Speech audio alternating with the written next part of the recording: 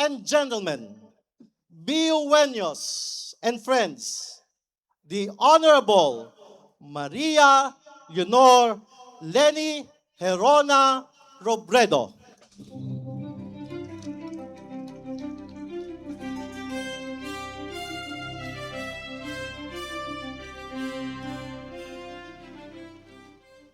Marhay na hapon sa Intugabos, magturo ko po kita. Members of the Bicol University Board of Regents, Dr. Baby Boy Benjamin Nebres III, and the members of the Bicol University family, guests, alumni, parents, graduating class, sa Indo po Gabos, marhay na hapon giraray. Congratulations, Batch 2026. Indeed, there is so much to be grateful for as we celebrate your triumphs. You have earned your rightful place here after years of hard work and perseverance. So before we begin, dawa po mainit, exhale, smile, and bask in the glory of this moment. It is such an honor to be here with you today, especially because Bicol University holds a very special place in my heart. There are many threads that have connected us through the years. When he was mayor of Naga, my late husband Jesse would travel from Naga to Legazpi on weekends to teach public administration here at the main campus. He believed that good governance was something that deserves to be taught and learned. So, he took the time each and every week to share all that he had learned, with the hopes of encouraging more young people to serve in government or to strengthen the resolve of those already in public service. A few weeks after we lost him, in August of 2012, I came to this campus as the university honored his memory by renaming the Institute of Local Governance. At that time, I was still in the early, disorienting days of grief. But I remember the tributes pouring in with all the kind words from his colleagues and students. I felt something settle within me that afternoon. It was an affirmation that his life has not been wasted, that it would be carried forward by people who shared his vision of creating better leaders. And today, I am particularly proud that there are 71 graduates among you who come from the Jesse Robredo Institute. My connection to this university deepened through my work in Angat Buhay. In 2020, BU was among our institutional partners who readily contributed to our Bahayanihan initiative. With the help of the colleges of engineering, medicine and social sciences, and philosophy, we built houses and conducted social preparations for families in Gunubatan who lost everything to the lahar flow caused by Typhoon Rolly. And just last year, we opened a dormitory right in this very campus to give scholars from far-flung areas a place to stay and provide them the opportunity to focus on their studies. I am ecstatic to be back here, this time to celebrate this milestone with another generation of scholars So thank you very much again to BU for the invitation to speak before all of you and to impart some lessons that I hope will be useful in the next chapter of our graduates' lives. These days, we find that more and more of us are drawn to artificial intelligence. AI has already woven itself into the very fabric of our economy, our politics, and our social reality, sending a tectonic shift across the many ways through which we live and interact. This moment grounded me to one of the most difficult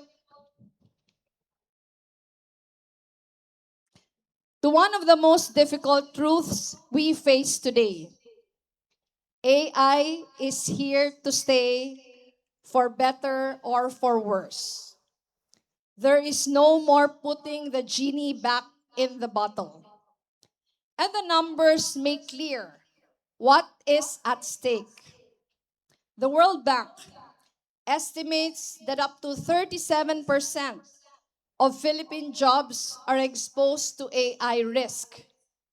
In a report published last year, the International Labor Organization found that 27.2% of the Philippine workforce, or approximately 12.7 million workers, are potentially vulnerable to disruption by generative AI, higher than the numbers from our neighbors in Southeast Asia.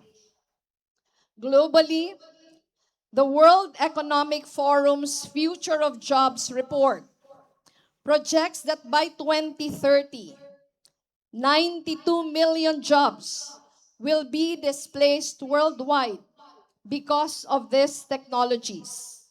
And nearly 40% of the skills that professionals use today will be obsolete within 5 years. These are uncomfortable numbers to sit with on graduation day. But these challenges do come with opportunities for your generation. There are so many resources these days that can help you become competitive in the workforce. The times do demand constant growth and upskilling, and you must always aspire to upgrade so you won't be left behind. Buot sabihon, dawa mag-graduate na, padagos ang pag-adal, dawa sa sadiri sa nangharong. But there is also another silver lining. The same studies have shown the importance of soft skills. At the top of the list is analytical thinking, followed closely by resilience, leadership, empathy, and creative problem solving. One institution even found that empathy saw the fastest growth in employer demand. It turns out softness can be a competitive edge.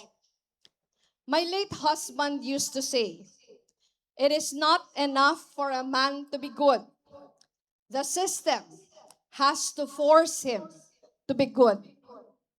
But he built that governance model at a time when machine learning was not even a household word yet. The core of all the endeavors were people.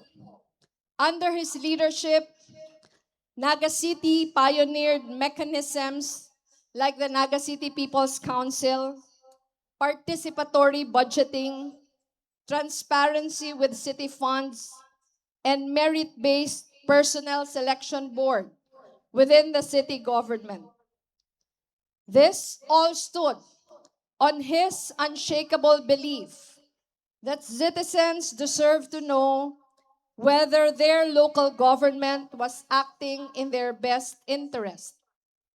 Today, we are building on that same foundation with tools my husband never had. AI systems that predict flooding hotspots before the rains arrive so we can act before families lose their homes. A real-time budget tracker that lets any Nagenyo see right from their phones exactly where every peso of public money goes. A city app that brings government services to you instead of making you fall in line. Parallel to this is the guidance of our Aninag Council, a clearinghouse for all the tech tools that we deploy. The council is charged with making sure our digital transformation remains principled. It vets and screens every technology before the city adopts it and sets standards for how AI is used across our systems. All of these efforts are geared towards a simple premise that AI and technology can be a force for the greater good when they are built and used for the right reasons. Bicol University has defined itself with a vision that matches the challenges of our times.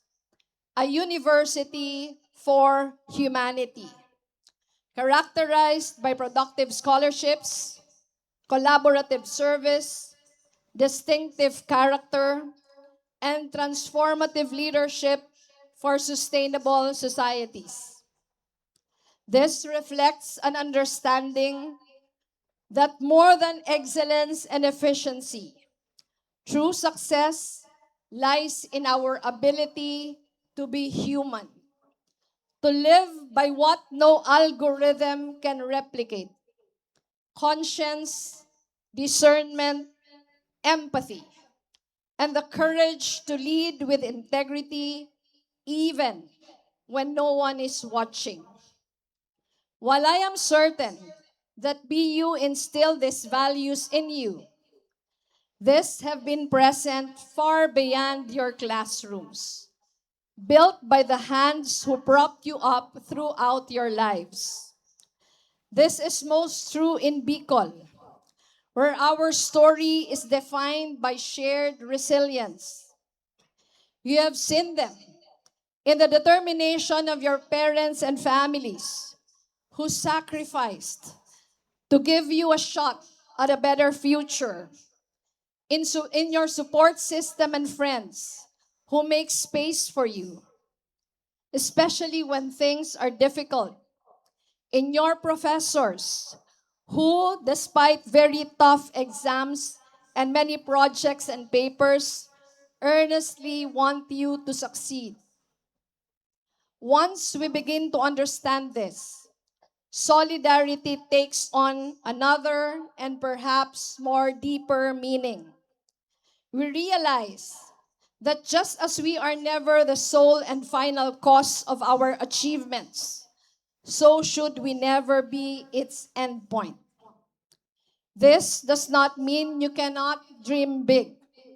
It does not mean you should not aspire to earn well and go far in your own lives. As scholars of the people, you are simply asked to carry them with you as you rise. The privilege of your BU education must make you more generous and ever more committed to serve the communities that made you who you are today. Being Bicolanos imposes a higher imperative for all of us as we inherit a rich heritage defined by bravery and excellence. Oragon, the principled boldness to act, to stand for what is right, even when it comes at a great personal cost. This spirit, rooted in our oldest epics, is present in the blood of every Bicolano who chooses to rise again and again after every adversity and unbound by the challenges of life, use their strength to uplift those around them.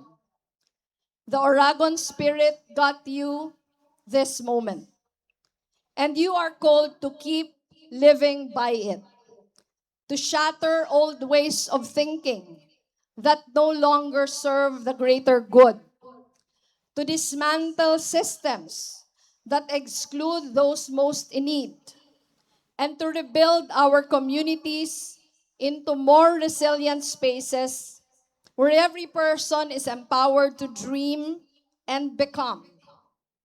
As I close, allow me to share a story very personal to my heart. When my eldest daughter, Aika, was at a crossroad early in her career, she told her papa that she was strongly considering other options already. At that time, she was only a year into her first job at a well-paying consulting firm. But her sights were fleeting over to greener grass elsewhere, where she thought there was more purpose. My husband responded with a thoughtful email, which began with an advice: give it a little time. He told her, and I quote, I have taken less fulfilling jobs in my career, but I have always looked at them as the dots that connected me to where I am now. The more you despair, the more you will be unhappy. Just look at this stage as the difficult stepping stones in testing your career and patience. Probably later on, with the benefit of hindsight, you will conclude that it was all for the better, that you were not too hasty in making the decisions on this matter. Close quote. I offer my husband's words to all of you, our dear graduates. Aram ko kadakol kamong pag-aagihan ng mga kasakitan as you conquer new spaces and worlds. Ang mga advice ko lang sa Indo, do good work. And even as the world spins faster, paminsan siguro deita namamati o namamati anta na nawawalat na kita. Takaskas na maray maghiro ang kinaban sa luwasta. But always know that the dots will eventually lead you to where you are meant to be.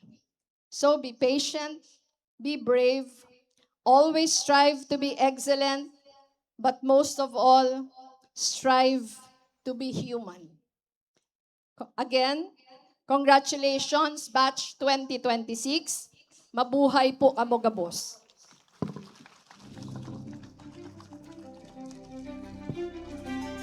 Thank you very